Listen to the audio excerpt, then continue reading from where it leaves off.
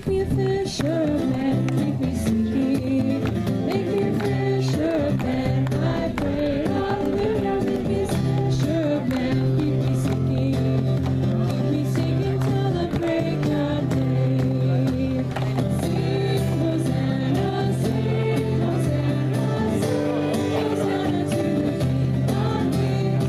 Sing Hosanna, sing Hosanna, sing Hosanna to the King. Give me wax for my board, give me wax for my board. Keep me surfing for the Lord. Give me wax for my board, I pray. Hallelujah, give me wax for my board. Keep me surfing for the Lord. Keep me surfing till the break of day.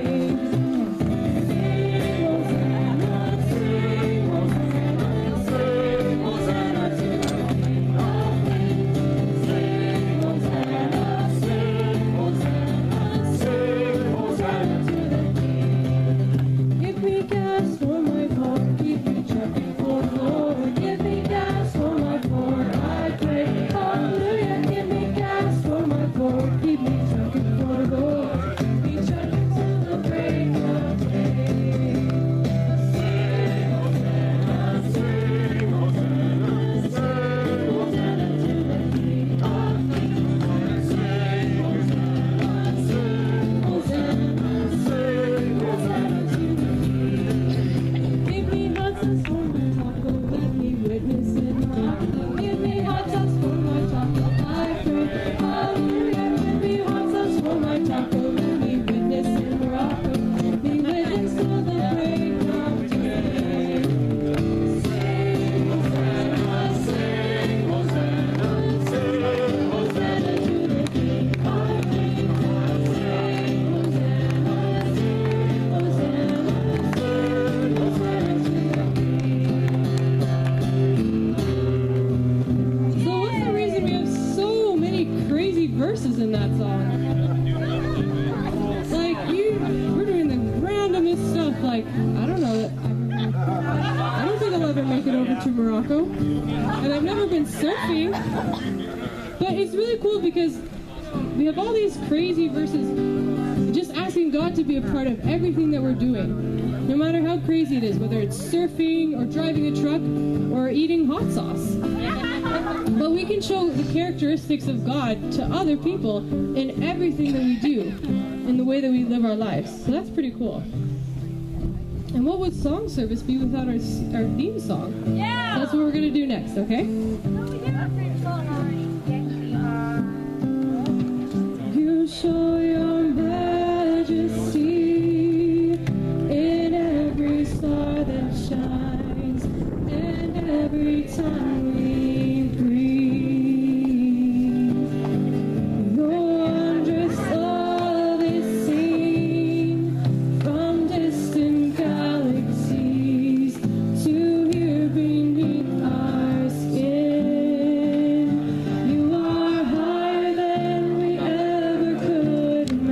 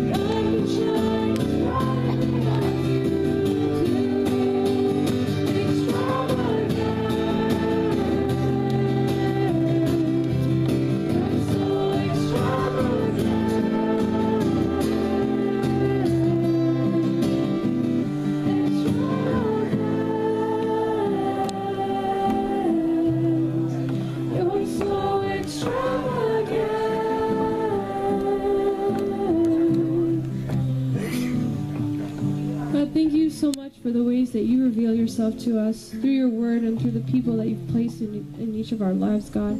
And just please be with us as we live our lives with you, and as we try to exhibit the same characteristics that you have, God. The same love, the same joy, the same peace. And just please be with us as we interact with each other, and as we go home and interact with the people in our homes and in our hometown. And God, just please help us to be able to reveal your character and who you are to the people that you've placed in our lives, God. Thank you so much. In your name I pray. Amen.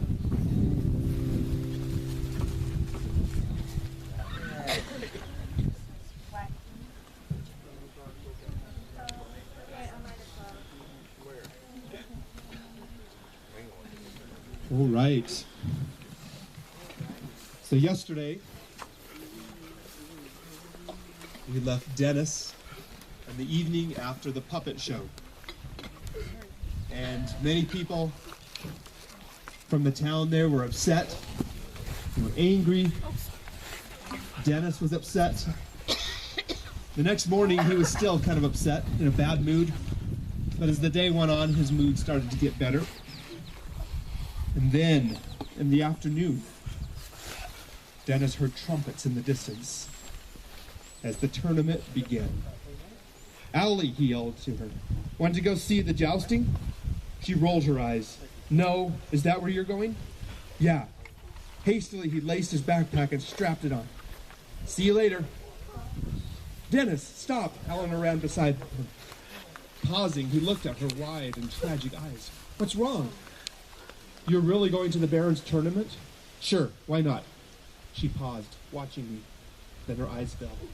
"That's where my father was killed, in a tournament at Wyndhamshire." "Oh." Dennis looked at the ground. "I'm sorry." "Won't you stay here?" "Ellie, I'll be okay. I started on my way again." "Be safe, that's all I ask," she called after me. What a girl, I thought, as I ran through the streets toward the colored pennants atop the arena. It was too bad about her father, of course, but the way she treated me, you would think she was my mother or something, or my wife. Eleanor Anwick. Now that was an interesting thought. Dennis and Eleanor Anwick. I grinned to myself. Don't get above yourself, peasant orphan scum. She's blue blood and you're not. You're lucky if yours is even red. Probably you'll end up with some smart little street wench for a wife, if that. But Eleanor likes me, I thought. That's something. At least it counts for a little. So Dennis headed to the tournament. He got there, the Baron was there were a bunch of knights, and they started doing their jousting. He saw one knight get his eye gouged out. It was a violent sport. Finally, when the tournament was over, people were getting ready to go. But the Baron rode his horse out and told everybody to wait. And the Baron made an announcement. And he announced that he would be starting a group of young squires training at his castle the following Monday. He told the people, "We need more knights like the ones you saw today. Peasants and commoners, I beg of you, your sons. I hereby announce that by my authority as Baron, I am creating a new order of squires. If you lend me your sons, by contests and trials, I will select the finest and fittest of them to become squires, from which, if knightly blood does indeed run in their veins, they will be knighted by the flat of the sword. The training will be hard, and only a small number will succeed. But I invite all boys between the ages of 12 and 15 to my castle next Monday morning. My knights will give you more information as the day nears. Good day to you." A strange sound arose from the crowd. Part of it consisted of a general cheer, but another part was higher pitched, the voices of young boys beseeching their fathers to allow them to go to the trials. Max, of course, was in seventh heaven. Dennis, are you coming along?" "What, to the trials? I'm better with a pen." "But the Baron wants you to be the historian." "Well," I said, "I'll see. Maybe so. It depends on how I feel Monday." He eyed me narrowly. "Don't let your girlfriend talk you out of it." "Who's my girlfriend?" I glared at him. "If you don't know by now, you're more of a dolt than I thought you were." I walked away and returned to my booth. where I found Eleanor waiting for me. You look pale, she said. That's probably because I am pale. Dennis, you're different. You're not the first person who's told me that, I snapped. I just left someone else who thinks the same thing. You know what I mean. What do you mean? Her upper lip began to quiver, and with a shock I realized that the princess was actually going to cry. I didn't quite know what to do about it. Allie, I said patiently, what do you mean I'm different? You're... She stopped. You mean since that puppet show? Yes, but even more than that. Right now, you're tougher somehow. What are you talking about? She faced me, her deep blue eyes disturbed. Dennis, are you going to go to the Baron's trials on Monday? I looked away. Oh, probably. Why? You were so against him at one point. Allie, look, I love His Majesty the King, and I hope I'm a faithful peasant in his service, but there's a lot of truth in what the Baron says. Now her lips had whitened. Dennis, remember the puppet show? What about it? The puppets overthrew their king. A chill went down my back. That's right, I murmured. I'd forgotten that. And that's what the Baron hinted might happen when I heard him in the Great Hall. Please, Dennis, stay away from the Baron's castle. As I turned away uneasily, I said over my shoulder, I've decided to go, Allie. Then take this. She held out a small oval mirror about the size of my palm, with thick golden edging. Taking it, I looked at my reflection. It reflected my scowl so well that I changed my expression. The girl giggled. The magic mirror, it changes frowns to smiles. Seriously, Dennis, I want you to keep this in your backpack. It won't break because it's protected by the gold. I have one too. She showed me its twin. Why do I need this? I peered into it again. Is my hair messed up? Again she giggled. Yes, but that's okay. This mirror is for signaling. Signaling? Yes. If you do go to the Baron's castle Monday, and if something happens to you, signal me by flashing the village with the mirror, with sunlight. If you need me to send help to the castle, signal quickly. But if you'll be able to escape, signal slowly. I'll try to flash you in return. If you signal slowly, I'll go down to where the twig is and meet you there. I gave her a blank look. What twig? The one you showed me the day we met. Oh, that one. You'll remember to signal if something goes wrong? Allie, nothing will go wrong. But just in case? I gritted my teeth. But even if something does go wrong, what can you do? Oh, lots of things. I could signal the castle for soldiers or something. Remember, blinking fast means real danger, and slow is simply an alert that we should meet at the twig. We're borrowing trouble, Allie. Dennis, just promise me. I'll be watching all day. With a grimace, I nodded. Oh, okay. I guess so. Fall in, thought the burly squire. It was sunrise Monday morning, and Max and I and probably 40 other boys stood in the courtyard of the Baron's castle. We'd arrived while it was still dark, and someone had put us under the charge of a group of squires, themselves knights in training. I said, fall in, the squire snapped as he eyed us sourly. All right, so you don't know what fall in means. Well, here's what it means. Watch me. Fun, fun, fun, I muttered to Max. What's that? The squire's black eyes clashed with mine. Your name, boy. Dennis Anwick, sire. I'm not a sire, I'm sir. When you speak to me, you must always call me sir. The baron and the king are sire. A squire is sir. Is that clear? Yes, sir. Anwick, there'll be no chatter in formation. Is that clear? Yes, sir. When I want chatter from you, I'll ask for it. Yes, sir. And it happens, I don't want chatter from you. Understood? Yes, sir. I mean, no, sir. I mean, yes, sir. And so the happy morning wore on. They drilled us on marching, military etiquette, posture, chivalry, everything under the sun besides what we really wanted, weapons training. But finally, just before noon, came the balance cudgel trials. In balance cudgel, you place 2 wooden boxes on the ground about 8 feet apart. Then you lay a long wooden board between them. You and your opponent are each given a cudgel, a stout wooden stick about 6 feet long. You climb up on the board and approach your opponent with cudgel in hand, and you try to knock each other off. Whoever hits the ground first loses.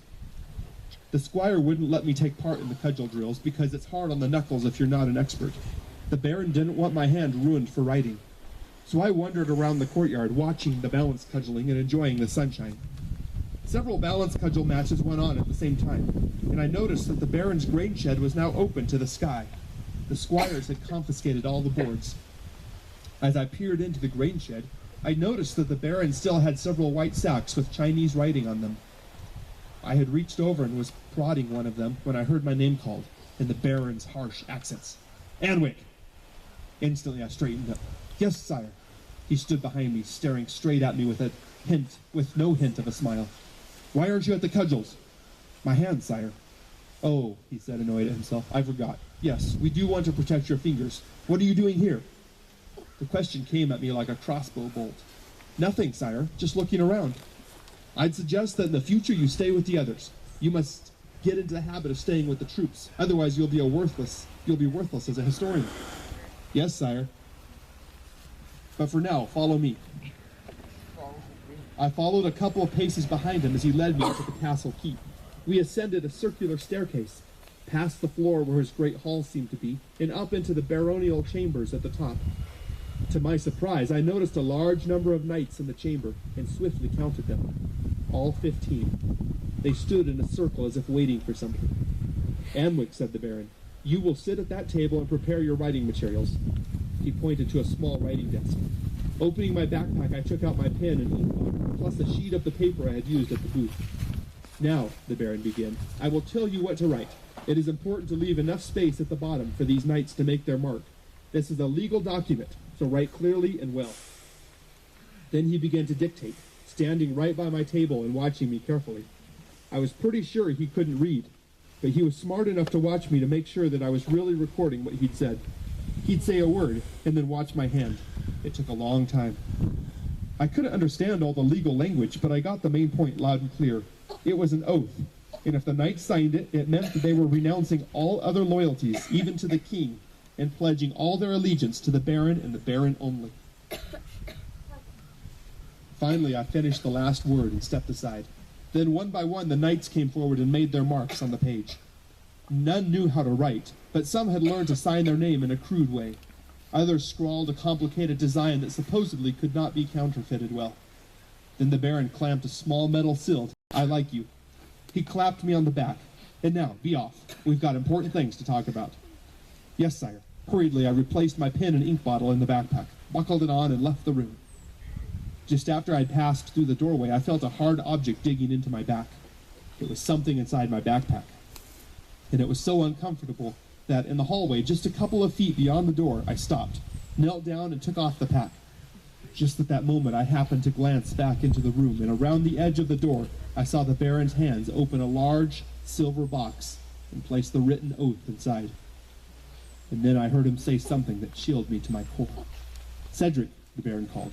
Yes, sire, one of the knights replied. I want you to be responsible for keeping that little brat here at the castle. Don't let him get away. How you keep him here is up to you, but he must not leave. What about his parents? He has no parents. He's an orphan. Nobody will care if he never comes back. And we don't dare let him out of here. He's a smart little rascal, and if he understood the meaning of what I had him write, he could rat on us to the king, and there would go the revolution. Several other knights growled in agreement. So Cedric, I'm leaving it up to you. I don't know whether we'll need him to write for us again. I doubt it. But whatever happens, he must not leave here. If you need keys to one of the cells down below, see the steward. Yes, sire. And now, all of you, get back to the courtyard and continue the trials. As feet shuffled within the room, I never felt more scared in my life. Clutching the half-open backpack carefully so that nothing rattled, I dashed along the corridor to the tower staircase. And when I knew I was out of earshot, I began pelting down the steps. But suddenly I stopped. The mirror. Eleanor. Should I signal her? Turning, I dashed back up the stairs until I finally burst out into the watchman turret at the top of the keep. Luckily, it was empty. Down below, I heard the clatter of descending knightly spurs. Kneeling on the flat stones of the tower floor, I fumbled in my backpack. Aha, I muttered. The little gold mirror had been the hard object I'd felt. The weight of the book had pressed it against my spine. And if I hadn't stopped just outside the doorway to the Baron's chambers, I would never have suspected the plot against me, and would never have learned that the Baron was planning to lead his knights in a revolt. So now I needed to signal Eleanor. Clutching it, I rose to my feet and crossed to the little patch of sunlight streaming in through one of the windows. In the distance, I could see the village, 10 miles away. How would I know if I had the flash aimed correctly? I thought quickly, then leaned out the tower window.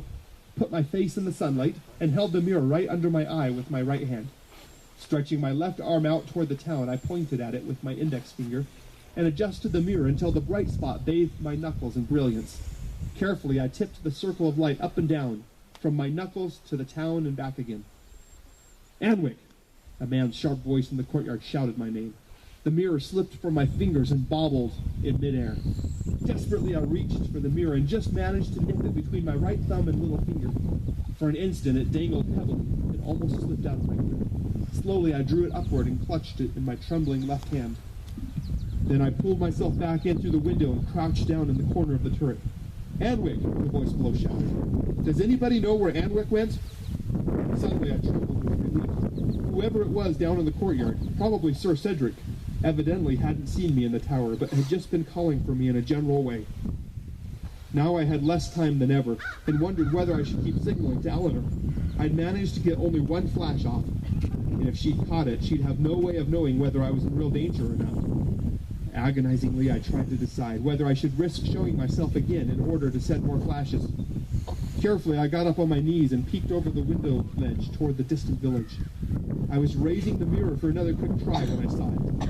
A steady, slow silver winking from a grove of trees near the town. She'd received my message, but thought it was slow rather than fast. That meant no reinforcements from the king's castle. Suddenly, I had a daring idea, one that caused me to quickly replace the mirror in the backpack. But I didn't lace it shut. Silently, I hurried down the tower steps, knowing that I needed to move fast before my bravery evaporated. If I could just get hold of that oath. In a second or two, I reached the floor where the Baron's chambers were and casually strolled down the hall. Could the chamber be empty? Pausing outside, I listened above the beating of my heart. Still no sound. Taking my courage in both fists, I peered around into the chamber. Empty.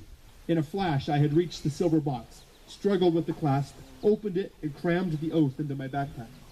Then I dashed for the turret again. When I reached it, the shouting down below had increased. Several knights and even some of the boys were yelling my name. Evidently, they'd suspected from my absence and my failure to answer their calls that I was up to something. It sounded as though they had suspended the training to hunt for me. Down the hollow circular staircase, I heard a familiar voice.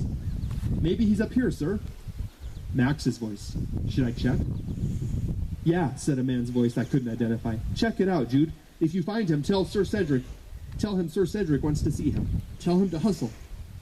I waited until Max was partway up the stairs. Before he'd reached the first floor, I hissed his name, and he stopped, wondering where the sound had come from. "Up here," I said as loudly as I dared. "At the top." Then I ducked out of sight. His footsteps came closer. As he rounded the final curve of the staircase, he looked at me with a puzzled expression. "Where have you been, man?" he asked. "Didn't you hear everybody yelling for you? Here, let me tell Sir Boniface that—" "Stop!" The fright in my voice caused his jaw to drop.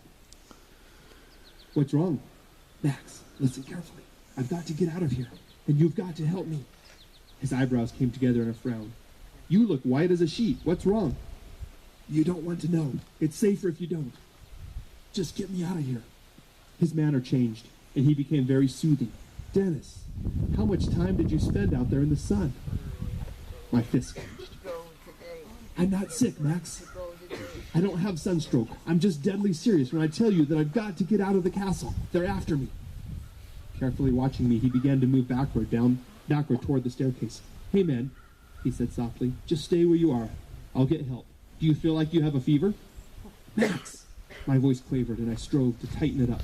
He dare not think I was crazy from the sun. "Max, listen. I don't want to have to tell you this, but I will. All of the Baron's knights have signed an oath to give allegiance to nobody else but him, and they're planning to overthrow the king." "Quit babbling, Dennis. You ought to be in bed. Just wait here while I... Stop, Max," I gasped. Slipping off my backpack, I fumbled with the lacing. "Wait, I'll show you." A few seconds later, I drew out the oath. "What's this?" he asked, his eyes opening wide. "Something the Baron dictated to me with all his knights present. Let me read it to you." I turned the document so we both could see it, though of course he couldn't read, and I went through it word by word. I could see his mind working fast. With this document before him, especially with the metal seal attached, he couldn't very well say that I'd gone crazy. "Wow," was all he said when I finished. Now do you see why I need to get away? No, I don't. Use your brain. They've got to keep me here because I'm the only other one besides the knights who knows what the Baron is plotting. Oh, is right. We've got to think of some way I can escape and get to the king. I thought hard. I've got it. You go downstairs and say you've checked this turret and that I'm not here. By the time you get down there, you'll be telling the truth. Where are you going? I'm not sure, but just keep them off my back for a bit. Still looking at me, he turned and clattered down the stairs. While his footsteps grew fainter, I scanned the roof of the keep. Maybe I could... Jude, is that you? Came a harsh voice from far below in the stairwell. The Baron. Yes, sire, Max answered faintly. Is Anwick up there? 6 heartbeats of silence. Jude? Yes, sire, Max's voice was calm. He's up there, at the very top, in the turret. When I heard Max betray me, I suddenly became a cold-blooded animal, a fox. I felt no rage at him then, no tears. I didn't think about that at all. My only desire was to get away, quickly. I jumped onto the turret windowsill for a second, then down onto the roof tiles. The roof of the keep was round and pointed and impossibly steep. Don't look down, don't look down. Panic found me footholds, and I scrambled around the roof to the side opposite the turret. If the Baron's castle was like the king's, there should be, yes, there it was, a narrow wooden bridge like the one Eleanor had raced across the first time I visited the king's castle. It ran from the Baron's chamber high above the courtyard to the crenellated outer wall. Eleanor had told me that a bridge like that allowed the ruler of the castle to go quickly from his chambers to the wall to keep an eye on any battle that might be taking place. If attackers managed to climb the wall, the castle's defenders could knock down or burn the bridge and the keep itself would still be secure. I scurried to the edge of the roof. It would be about an 8-foot drop to where the bridge connected to the keep. The problem was that the roof overhang made it impossible to see where I'd be landing, whether there was a balcony or not. And if I missed a rooftop, my next stop would be the stone courtyard 60 feet below. Anwick, roared the distant voice of the Baron. He'd evidently reached the turret, and his tone was breathless and panicky. Anwick, I need to talk to you. Where are you? I wasted no more time. Rolling over onto my stomach, I inched my way to the edge of the roof. Desperately gripping the tiles, I allowed first my feet, then my knees to dangle in midair. What was below me? A glance over my shoulder told me that I would probably drop directly on the bridge. But was there a wider area below to allow for error? Jude, the Baron yelled. Unchain Garth, quickly. I've got a document Anwick wrote for me. That'll give Garth the scent. I shoved off, and soon I hung by my fingertips. Now I could see below me, a stone platform. I dropped, pitching forward with one great sob against the outer wall of the Baron's chamber. Jumping to my feet, I checked my balance, eyed the strength of the bridge, and dashed across it. It creaked beneath me, but I made it to the other side. And there I found what I was looking for, the release mechanism for the bridge. Quickly, I lifted a metal rod, and with a great creaking, my end of the bridge dropped away, and the whole thing crashed down into the courtyard. By the time the echoes had died away, I had dived into a watchman turret 30 feet along the wall, and heard shouting below. Then I ran along the wall in full view to the next turret, which took me out of sight of the ruins of the bridge. I darted to the next turret, and after listening carefully down its stairwell, descended. When I reached the courtyard level, I saw that I was right next to the open-topped grain shed. For a second, I debated diving into the shed and piling grain sacks on top of me. But then I saw that was impossible because leaning against the shed, watching the commotion, was the huge grain steward. He looked around and his eyebrows rose. Yes? I put as cocky a grin as I could on my face. Good day, sir. Were you supposed to be up those stairs, young feller? No. The man eyed me for a moment and then broke into a grin of his own. I remember you. You came with Charlie Jude to pick up the grain tax a week or two ago. I kept on grinning. That's right, sir. How's Charlie doing? Fine, sir. He listened to the shouting that echoed through the courtyard. Voices angrily called my name. Just between you and me, he said frankly, I'll be glad when all you little scamps get out of here. I didn't reply, but kept well out of sight in the shadows of the staircase. It's bad enough with all the knights and squires dashing around like chickens with their heads cut off, he continued. Add 40 kids and you've got a madhouse. I'll bet a lot of these boys never saw the inside of a castle before. They don't know how to behave. My cue. I was ready for it. Sir, is it true that there's an escape tunnel under the moat? Sure. Could I? My heart was beating against my back teeth. See it? He shrugged. Sure. I can't let you go down it, but there's the door right there. Here, I'll go open it for you. As we crossed the open courtyard, I stayed ahead of him on the wall side. I have never been so frightened in my life. Is the escape route still open? I asked. Nothing has blocked it? Nope. I cleaned it out myself a month ago. The Baron wanted it in working order again for some reason. The whole time he slowly opened it, I was in agony, but managed to stand there calmly. There, take a look, he said. You won't see anything. It's a black hole until you get under the moat. But it's clean as a whistle. I made sure of that. Then you pop out into the meadow like a rabbit out of, hey, come back here. Into the blackness I dived. My right knee smashed against something hard, and then it felt warm with blood. Down I scrambled, discovering that the steps were huge, but I continued to lunge forward, feeling frantically with my hands and my feet. Down, down, down. Up behind me I heard a hollow shouting. When I hit a level place, I forced myself to run, tripping in the absolute blackness, getting to my feet and racing again. My hands outstretched like the feelers of some frantic insect. At last I saw the beautiful pale gleam of daylight. Rushing toward it, I discovered that it came from a chink in a flat stone overhead. I pushed upward on it, harder and harder. Finally it broke free, and I scrambled out into the brilliant sunshine. Without stopping, I dived for cover in some high weeds. And then I heard a horrible rattling and creaking.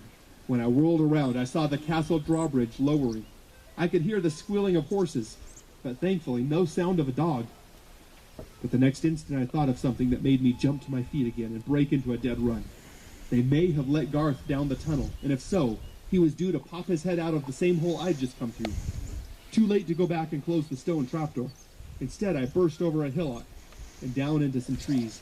I ached to be able to hide in the heavy brush, but I knew Garth would find me there, so I kept running. As I spotted a stream, I remembered an old trick. After wading out into the water, I splashed downstream for several yards before heading for shore again. Seconds later, I heard the horses, and this time a dog raced with them, barking madly. I followed the stream, crossing it again and again, then dodging through a heavy stand of trees. Once in a while, I would pause and listen. Suddenly, I knew, by the change in sound, that the horses were coming closer.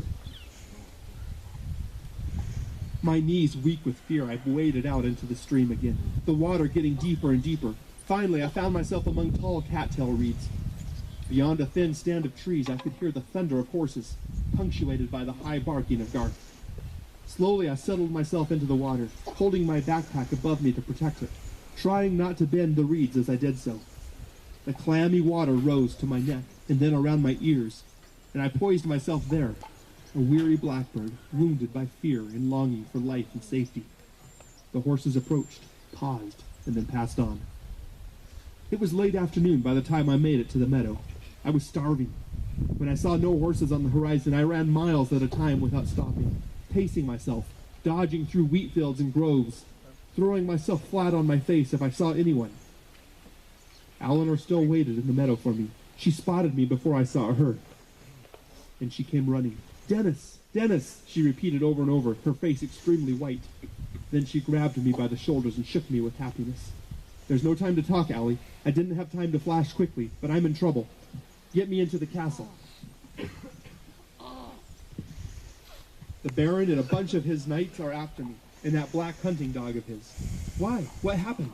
"Just get me into that castle and get that drawbridge up. I won't feel safe until then." I panted, and with a look backward, I took off running. "Wait," she called. "Wait." And I paused. When I paused, she put her fingers to her lips and whistled loudly.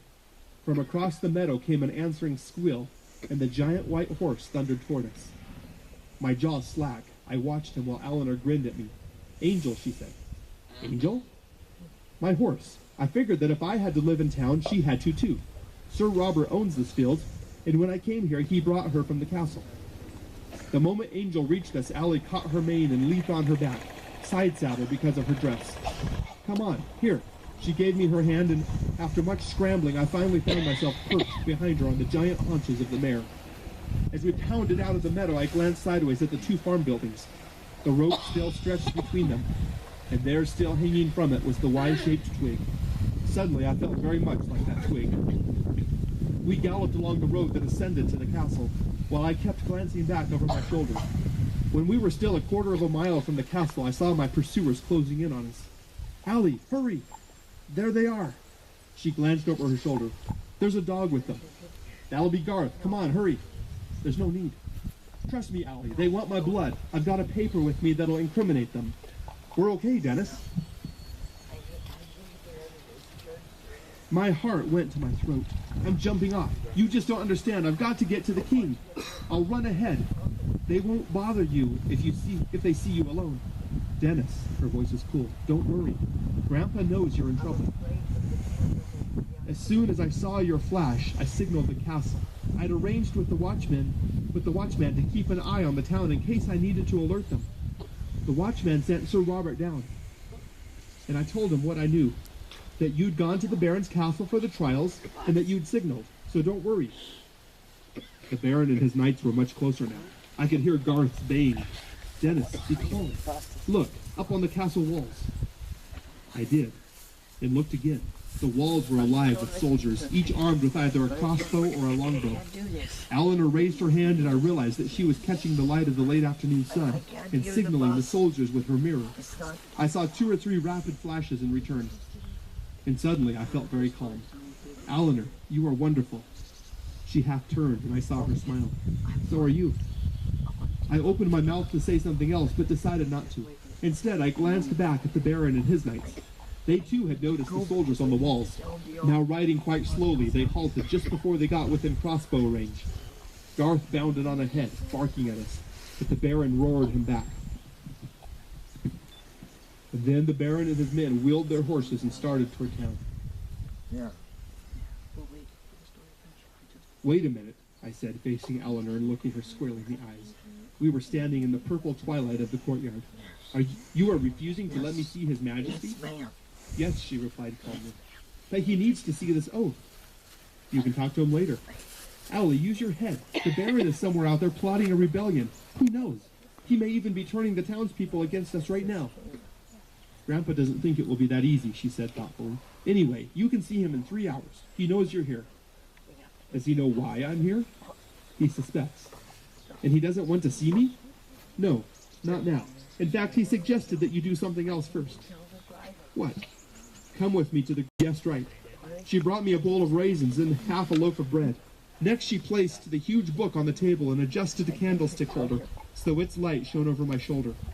Now, just read. And when you're all done, come to my room and get me. Then we'll go see Grandpa. The chronicles weren't easy to read. Bitter memories filled me as I thought of my dying parents. But suddenly I discovered that the king himself had written the book. The pen was his, and his hand had formed the words. And somehow, when I realized that, it made me lose a lot of the bitterness. And what was even more amazing was that the king's handwriting was almost exactly like my own. He formed the capital letters exactly the way I did, making the same curls here, the same slant for the italics, the same dot for the I. It puzzled me, because I had seen enough books to know that handwriting styles were quite different. That the king and I could write so similarly made me wonder.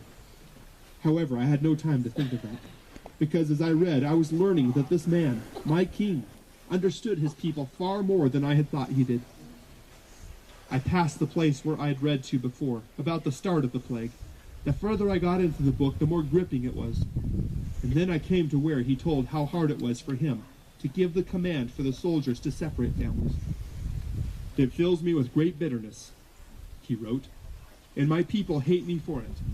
But the dreadful truth about this plague is that it can be transferred from the dead to the living. By separating the living from the dead, I saved the living. At this part, I began to cry quietly, until in horror I saw that my tears were smearing the ink. Finally, I reached the end of the story. Many blank pages still remained in the book. I set it back on the reading stand and went upstairs to Eleanor's room. I'm done, I said quietly. She looked at me in silence, then asked, "Do you feel better?" I took a shuddery breath. "Yeah." "You've been crying." "Yeah," I said again. "I'm sorry." "Don't be. No need to be. Grandpa's gone through some hard times." "Yeah, I guess I can understand that now." "He's had some rotten choices to make," she said softly. "It seems as though most of the choices he's faced with are all bad, though some are worse than others. Sometimes he has to decide which choice will hurt the least amount of people and save the most." Suddenly I slumped on my knees before her, my right hand covering my tear-filled eyes. I'm sorry, I said as sobs shook me. That's okay. And she put her cool fingers on my shoulder. I've been a total idiot, I sobbed. I've been nothing but a dirty, foul, traitorous dog. Dennis, that's in the past. You meant well. Remember Grandpa's rule? Treat people gently as though they mean well. That's how Grandpa can stay so calm when people are so angry at him. He knows that most of them mean well. They don't know any better. Grandpa realizes that when many of the well-meaning ones see the reasons behind the things he did, they'll respond to his love and change, just as you've changed. Tears still tracking down my face. I looked up at her. Do you think I've changed? Yes. You're not as tough as you used to be. You always had this shell around you, even from the first, and nobody could ever get through it. Now, I think it's gone. Eleanor led me to the king's chambers, but to her surprise, he wasn't there. He must have gone down to the great hall, she said. When we entered the hall, I saw a hooded figure seated on the couch, his back to us, staring into the fire. I stopped in the doorway, trembling, and whispered, Eleanor. She stopped and looked at me. What's wrong? Who is that on the couch? Grandpa. I remember that hood from somewhere. She stared at it. That's a favorite robe of his. It's getting too old to wear in public, but... The scholar, I whispered. She whirled on me with an amazed smile. I wonder. Let's ask him. Grabbing my hand, she pulled me across the floor and around one end of the couch. Grandpa, here's Dennis. The king looked up and smiled, and I knew. Hello, Dennis. Remember this rope? I nodded. It was I who taught you. I wanted to share what I knew with the village, so I disguised myself every Thursday and came down to town to be a teacher. He smiled. When I met you on the road with those other boys and you showed me your book, I didn't recognize you at first. But then it dawned on me who you were. But I was afraid to tell you who I was because from what you told me when you studied with me, I knew you felt bad about some of the things I had to do. I knelt before him.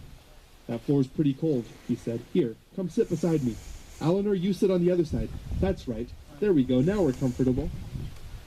And as I felt his royal arm across my shoulders, suddenly Dennis Anwick, the world's biggest crybaby, buried his face in that massive royal chest and sobbed like a long-lost son who'd finally found his father. And then, with his strong arm around me, I went safely and soundly to sleep. The next morning, the king, Eleanor, and I ascended to the highest watch turret. Now, Dennis, His Majesty said, you had something you wished to tell me. Yes, sire. I told him everything I knew. It was hard at first, because I still had traces of the old suspicion and fear. But it got easier and easier.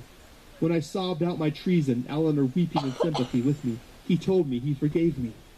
Then I gave him the Baron's oath. He took it in his hands. Mordred, Mordred, he repeated softly. I watched his eyes. He didn't even glance at the oath itself. Instead, he studied the bottom of the page where the knights had made their marks.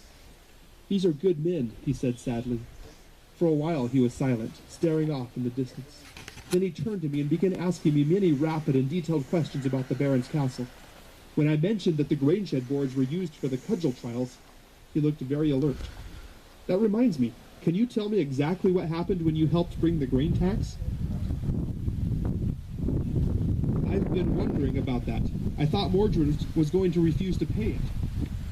I told him what I could remember, ending with the Baron's insistence that we leave the boards off the top so that Oriental grain would cure properly. That wasn't grain, the king interrupted. The cook found that out when he tried to make breakfast cereal with it this morning. What it is, we're not quite certain, but it's not good to eat.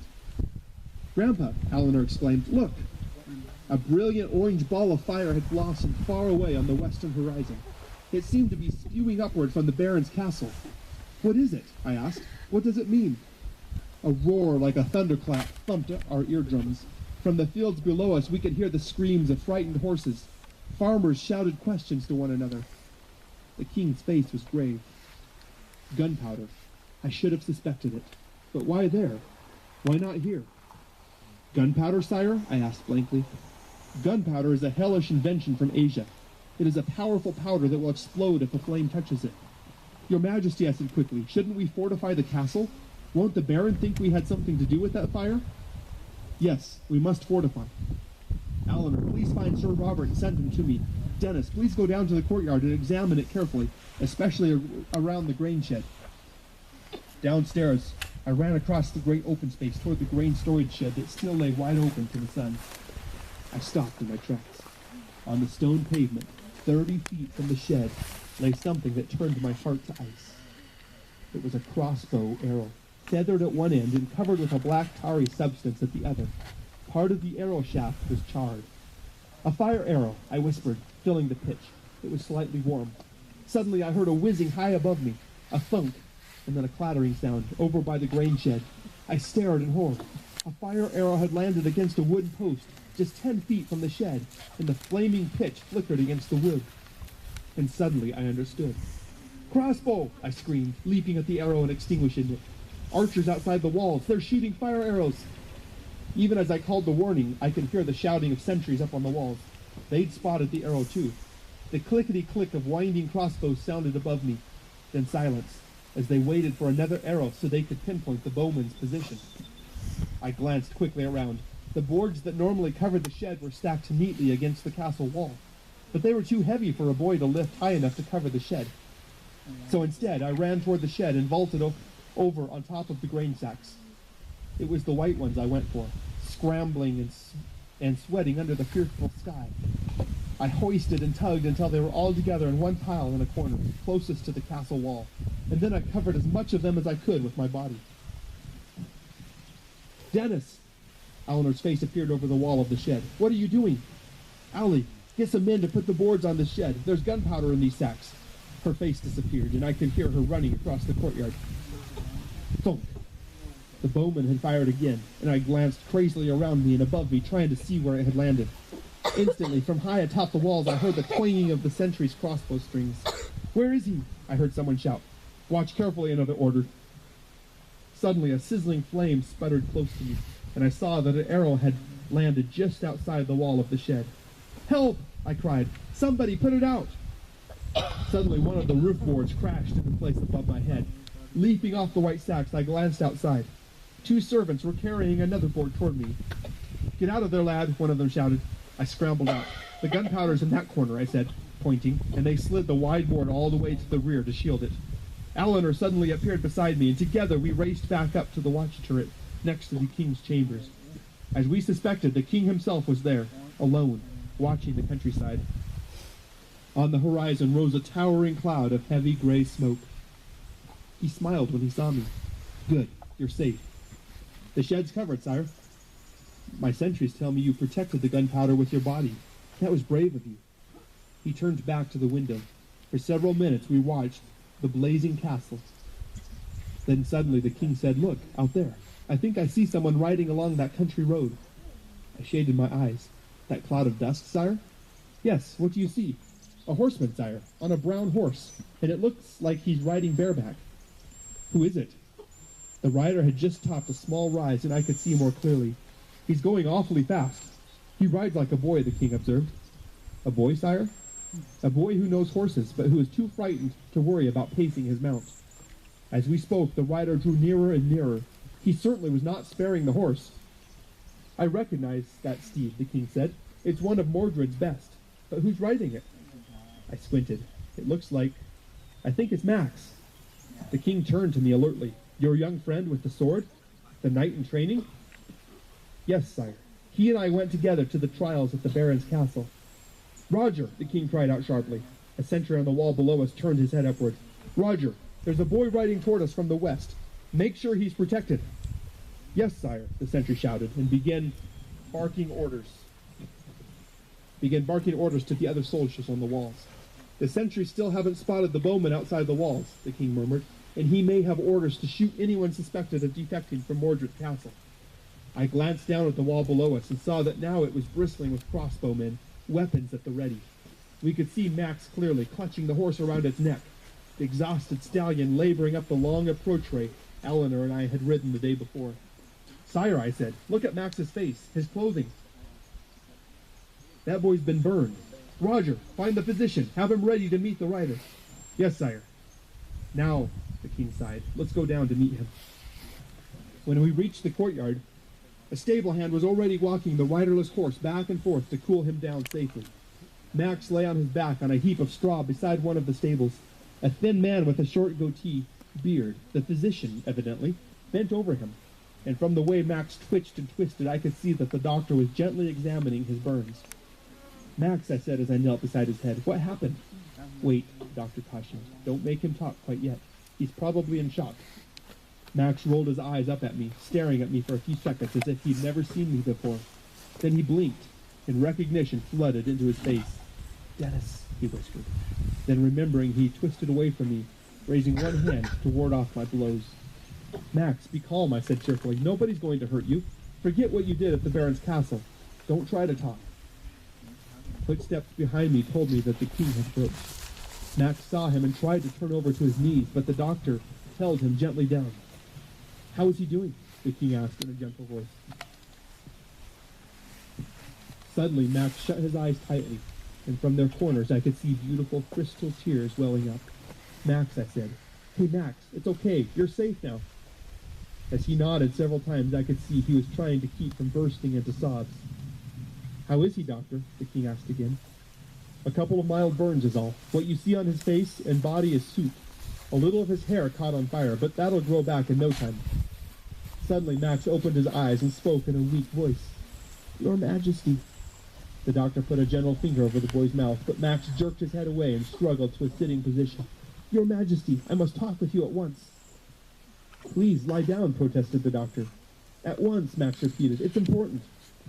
The doctor glanced at the king, who stood looking down at Max. Then the king sat down beside us, cross-legged on the stone pavement. "I'm ready to listen." Max's face twisted as though he were going to cry again, but he set his chin, breathed deeply, and began. "Your Majesty, I must ask forgiveness of Dennis first." "Hey, Max, forget it," I said, motioning with my hand. "I forgive you. You're my brother, remember?" His voice trembled. "When you escaped, Dennis, the Baron and a few knights rode after you. They got back late at night, and from our tents in the courtyard we could hear they were angry that they hadn't caught you. Then this morning the Baron called all the knights to a council meeting in the hall of the keep. The squires went with them. That left us boys alone." A momentary smile quirked the corners of the king's mouth. "I think I see what's coming," he said. "And one of the boys found a big barrel of pitch arrows," Max gulped. "And somebody else smuggled fire from the servants' kitchen, and we started lighting them and shooting them with my crossbow." "Uh-oh," I murmured. "We started aiming them straight up in the air. Some of them fell outside the castle." "But then," I started to say, "but then it was my turn, and the one I shot landed in that grain shed. You know the shed I mean, Dennis." "Yeah. And then to your surprise, everything blew up." He stared at me. "Did you know what was in that shed?" "Not until somebody started launching fire arrows into here early this morning. It was those white grain sacks they were aiming for." "That wasn't grain, Max. It was... what did you call it, Your Majesty?" "Gunpowder," the king answered gravely. "Was anyone killed?" "I don't know. I hope not. The courtyard was pretty empty. But the next thing I knew, I was flying through the air. I must have landed among the horses because there was a lot of squealing and stamping. A brown horse was choking itself trying to escape from where it had been tied. I grabbed it by the halter and finally got it calmed down." "Is that the one you rode here?" I asked. "Yeah, because all of a sudden I got this horrible feeling. I was the one who shot that arrow, and I knew the other kids would tell on me to the Baron when he got back, just the way I did on you." Max shivered. "I hate him," he said in a low voice.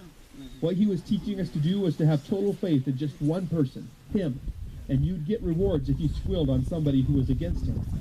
Anybody. Even," he gulped, "your brother." The king nodded. "Mordred has always considered himself the most important person in his life. So when I got the horse calmed down, I looked around for a saddle but couldn't find one. Quite a few of the other kids got knocked out, and they were just waking up. Figuring it was now or never, I hopped on the horse and off we went. For some reason, they had left the drawbridge down. Otherwise, I wouldn't have gotten out alive." "Did anybody follow you?" the king asked. "I don't think so. I didn't see any of the knights." "Maybe they thought they were under attack," I suggested.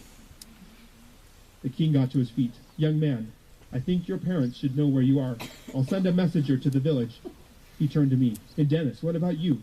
You're free to go with Max, of course." I looked up into his eyes. "Do I have to, sire?"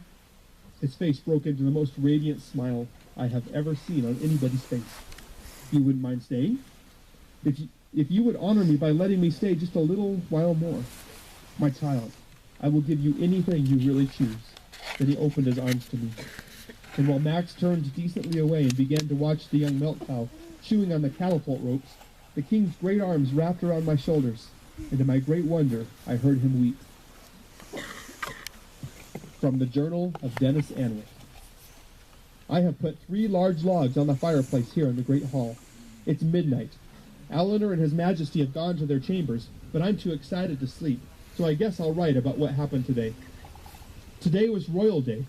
It happens once a year. It's the day the king calls everyone to the main square in town and speaks to them from the balcony of the council house.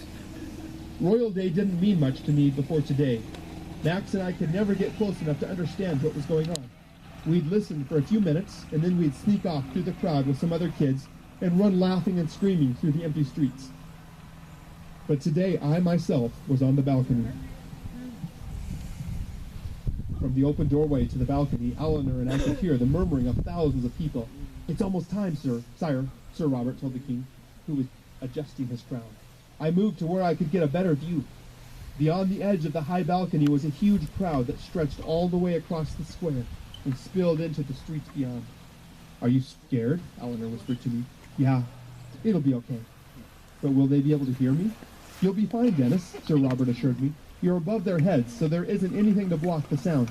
The wood shell above the balcony has been designed to amplify voices.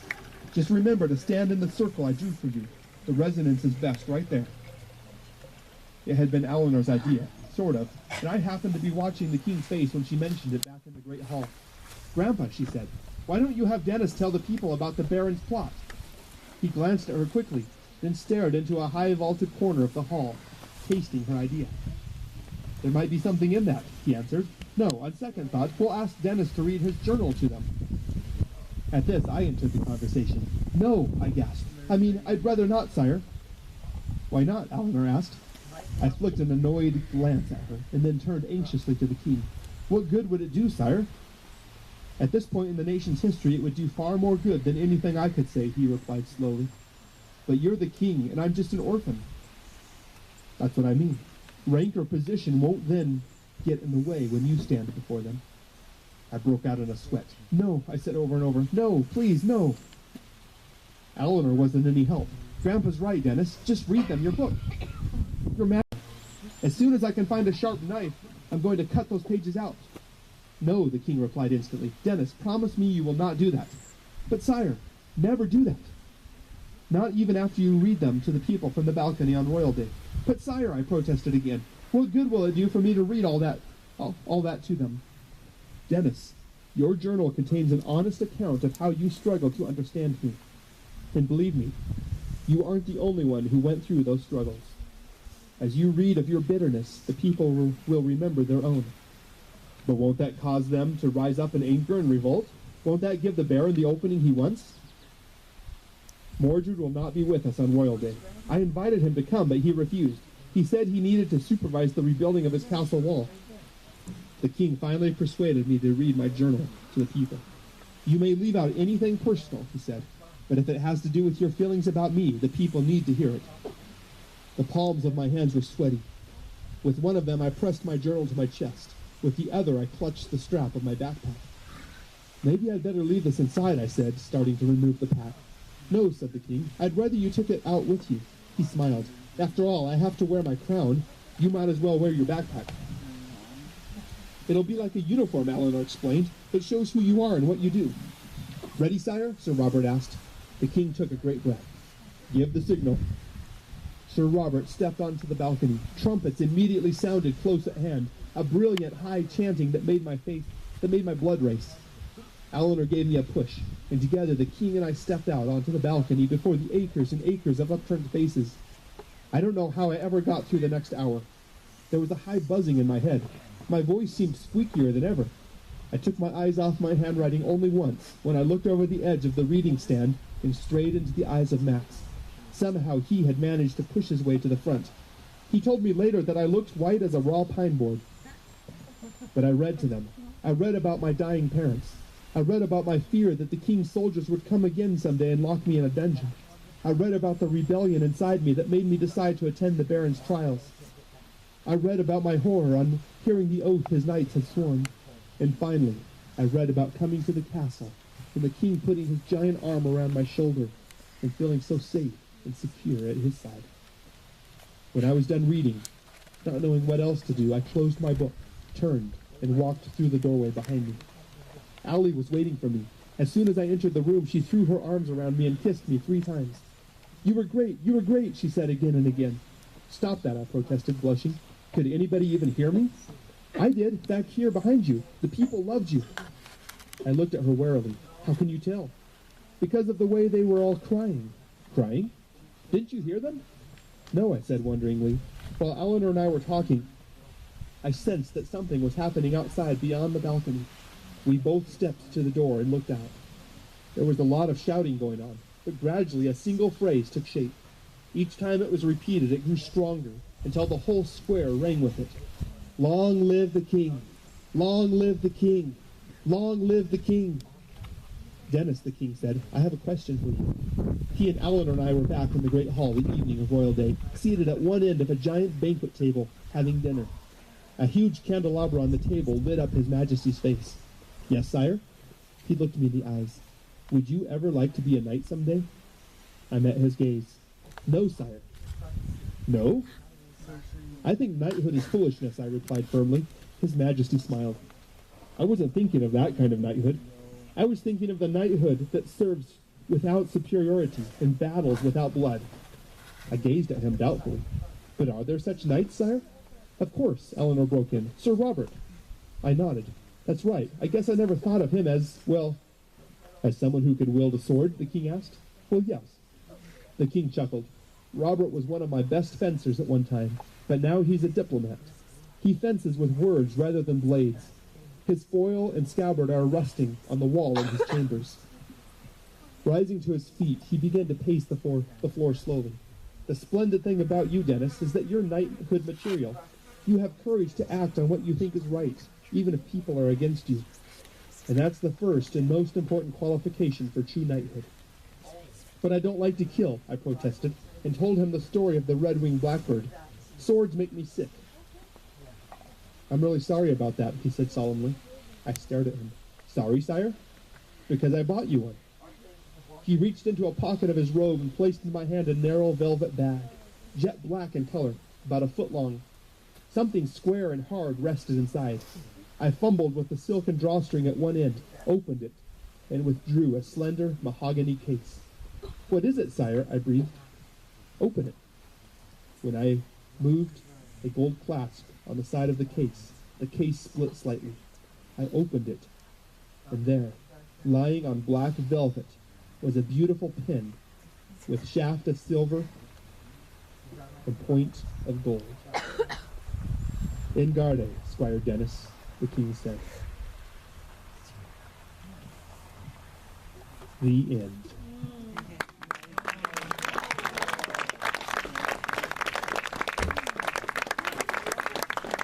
So, when we think about that story,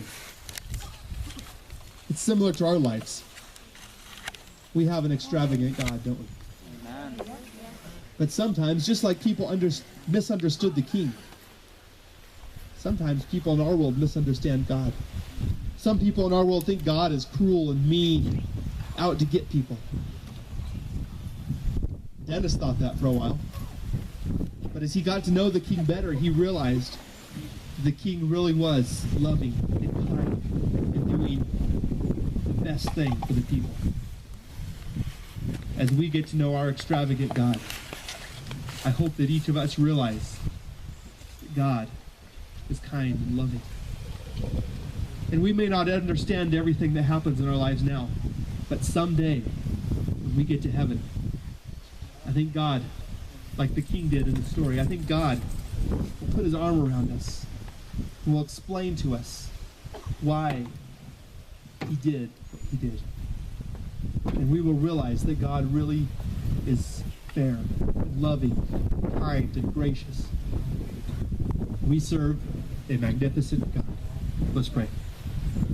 Father in heaven, thank you for your love. Thank you for your grace, for your friendship, for your creativity, for your power. Lord, we've been looking at so many different aspects of you this week. You are an extravagant God. And Lord, help each of us to grow to know you better each day. Please forgive us for the times that we have committed treason against you and against your kingdom. Lord, help us, each of us, to make the choice to be a part of your kingdom, to be your friend. Help us to trust you and to grow closer to you. Thank you for your love. Thank you for this beautiful day. In Jesus' name, amen. Amen.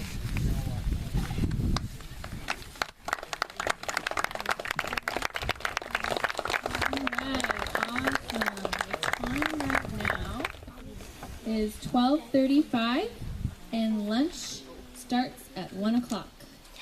So you may be dismissed and we will use the vehicles again to transport everyone back up. Happy Sabbath, everyone! Happy Sabbath!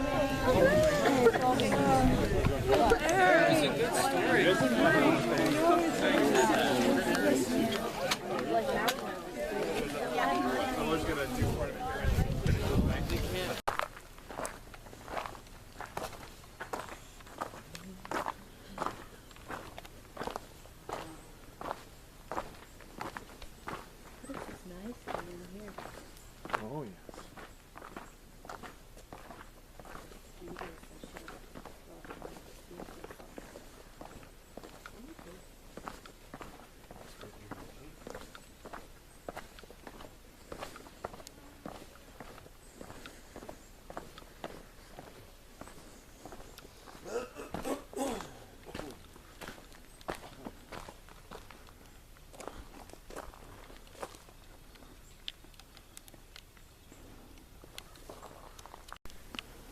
So this is not the river area, but they claim that was like 10,000 years ago or something, I guess. This happened within, I think this happened in the last 40 years or something, if I'm not mistaken. Of course, it wouldn't be 10,000 years ago for that oxbow.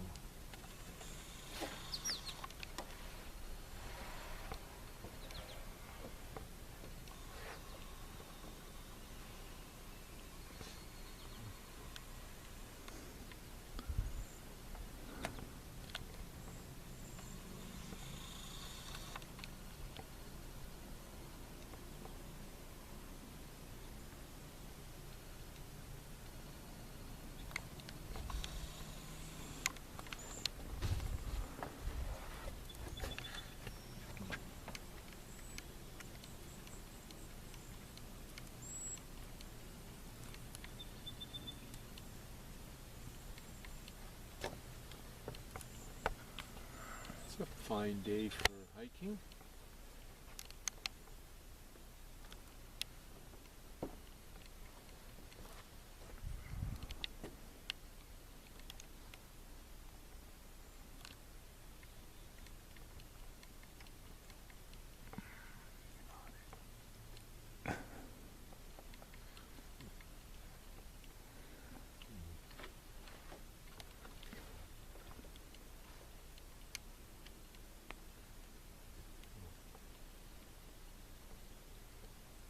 For the beauty being on high, Linda's missing all of it.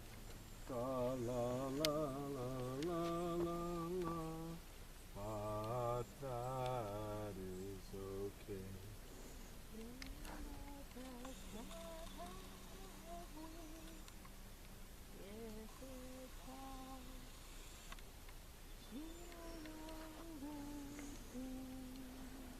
Ay, ay, ay.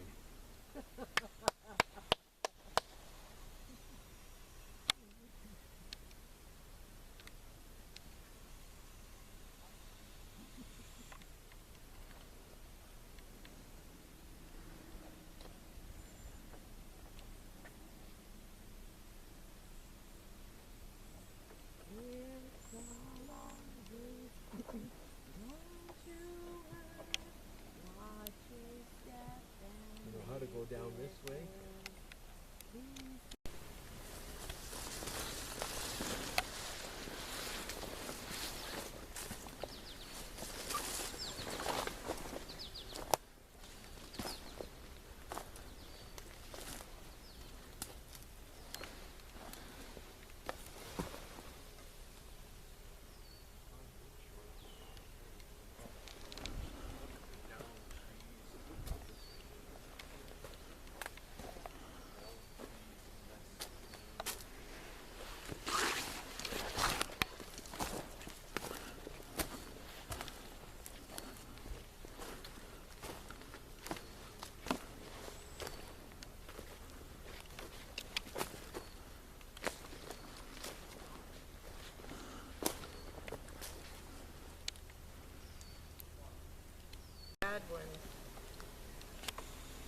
What, the ones we had weren't really bad?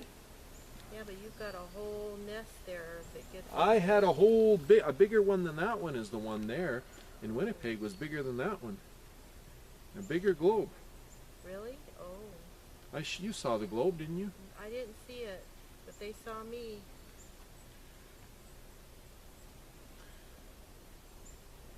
Quickly.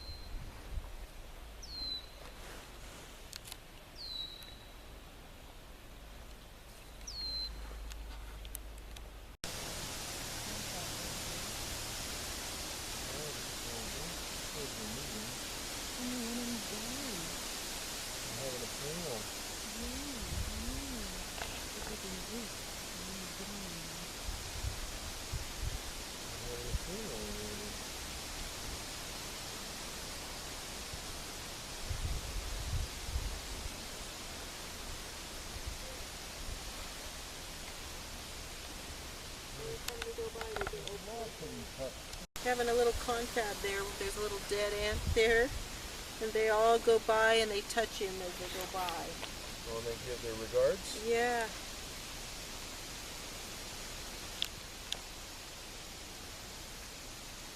They worked him too hard. He's still in the line of bees. I don't know. He's just standing in the middle of them. They all are.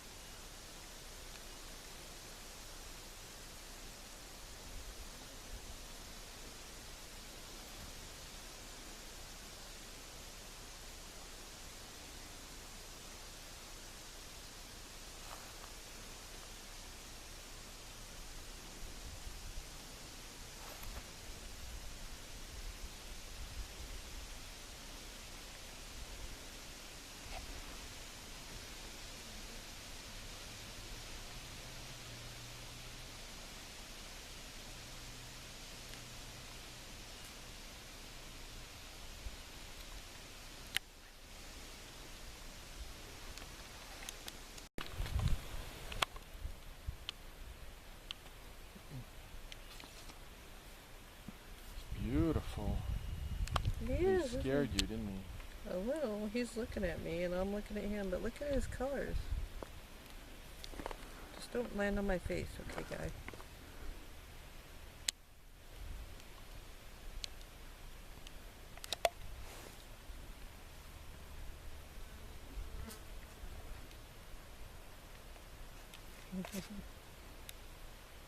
I'm gonna wait for him to go. Or? There he goes. Oh, there you go.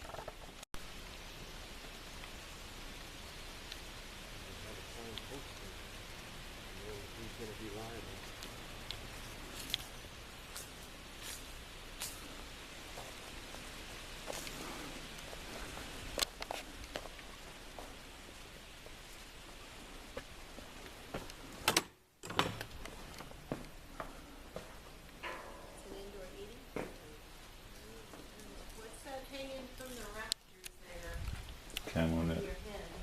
Camo netting. What? Camo netting. Oh, I see camouflage. Yeah, camo net. Camo. First I thought it was bats.